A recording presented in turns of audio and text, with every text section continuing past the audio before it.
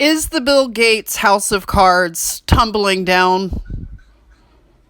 He's back in the headlines, and his connection to Epstein and a Russian card player.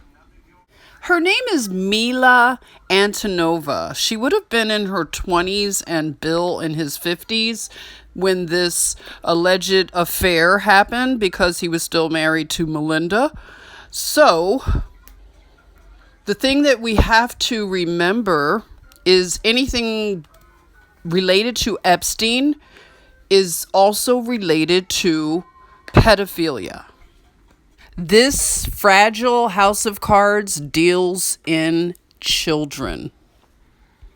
And this is the appeal, the petition that many of us, the chosen, must continue to battle in prayer, that children are protected and saved, and that there is justice.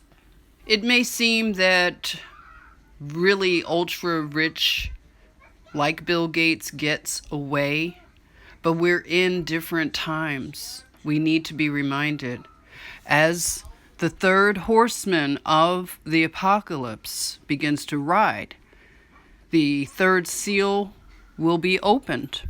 And the third rider on the black horse represents commerce and the economic system and all of its problems such as corruption, poverty, debt, inflation, boom and bust, unemployment, and financial loss.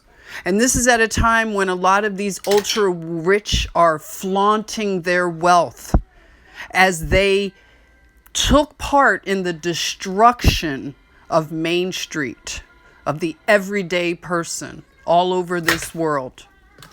This current economic system and the way it is a predatory force on people, everybody's a commodity, including children.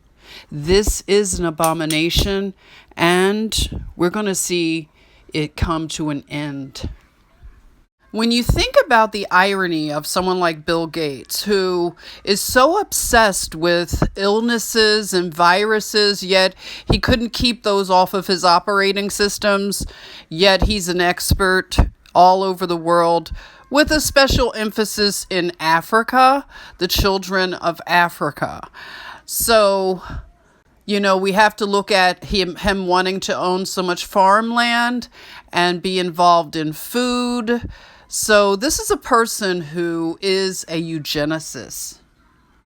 And with his connection to Epstein and what we know, again, Epstein is connected to pedophilia, children, and trafficking. So how would Bill Gates have any moral authority?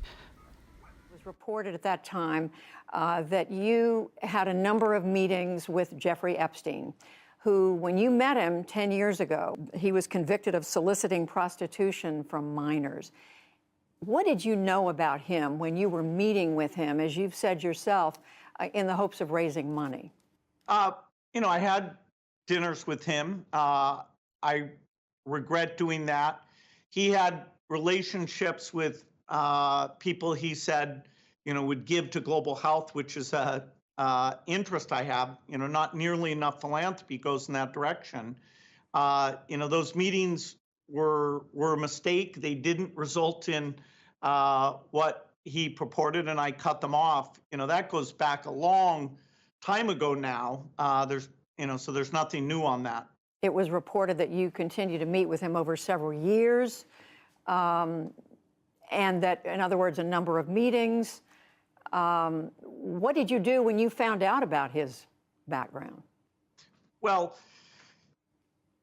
I've said I regretted having those dinners, and there's absolutely nothing new on that.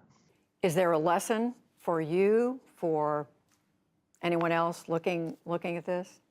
Well, he's dead, so in general, you always have to be careful. I'm